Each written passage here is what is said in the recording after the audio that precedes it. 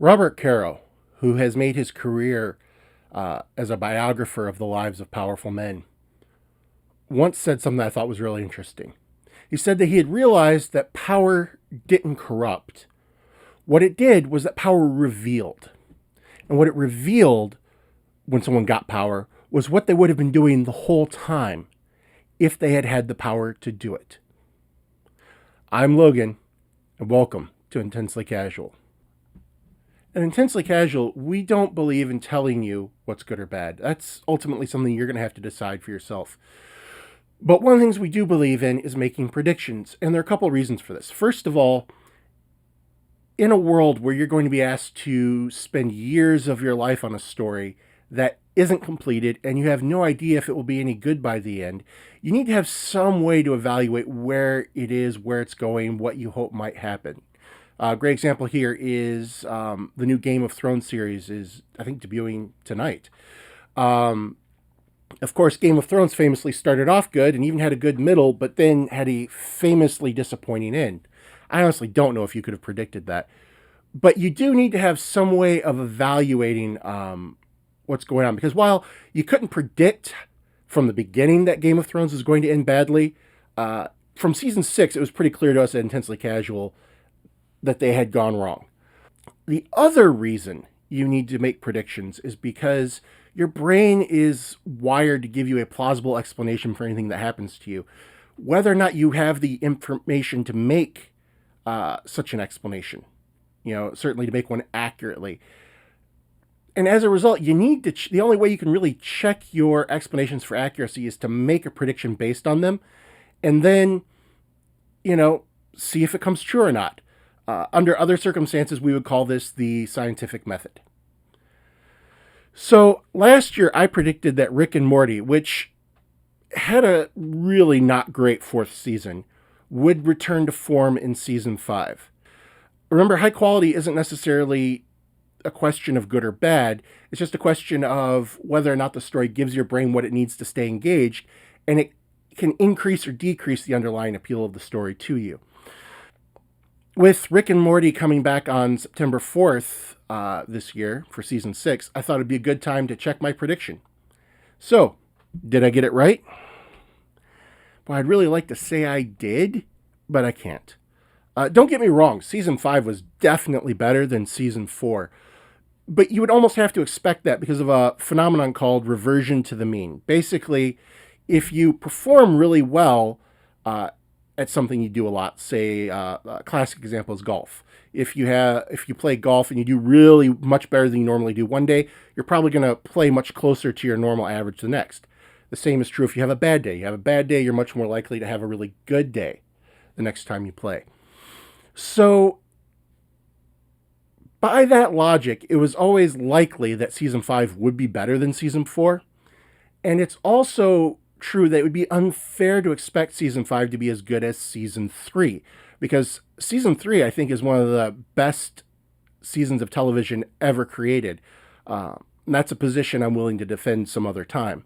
But the truth is, I've watched the first 3 seasons of Rick and Morty several times each. But I've never felt the need to go back and rewatch seasons 4 or 5.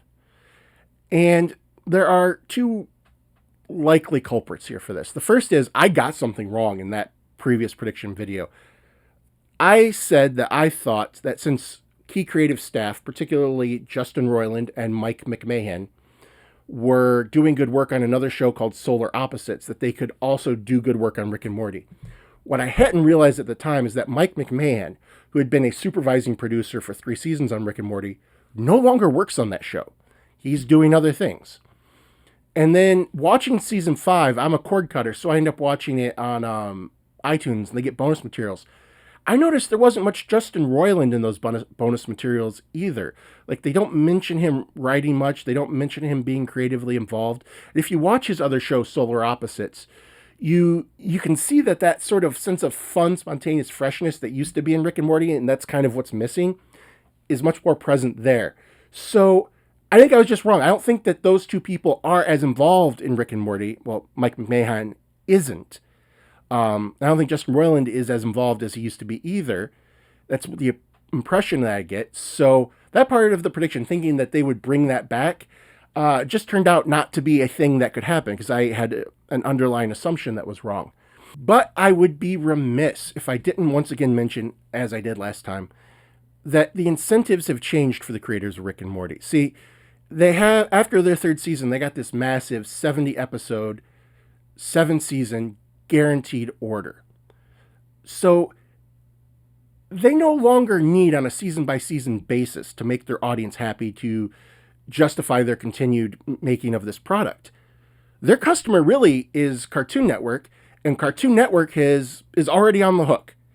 And this seems to be allowing Dan Harmon and the creators of Rick and Morty to just kind of do what they want, right? They have the power, and it's revealing that they maybe don't necessarily want to work as hard on certain things. And the worst part is, this hit its peak in season 5.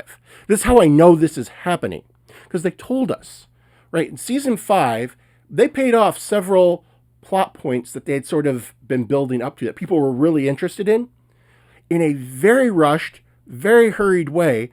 And then Rick literally says to the audience, yeah, and now everyone can shut up about it. Again, like Rick talks to the audience in the show. This isn't like me saying, it's not like Rick said something and I'm implying that it, or that I'm reading into it, that he was talking to the audience. It was clear that that's what he was doing. That, my friends, is something you only do when you have power. To literally insult your audience for wanting something and to then literally tell them to shut up. And honestly, like, this was a particularly naked example of it, but this is the problem with franchise storytelling across the board. Franchise storytelling has some great features, but its weakness is this. Sooner or later, the creators of the franchise story, or the owners of the franchise story, decide that they have all the power and they can do whatever they want. And they are correct in this.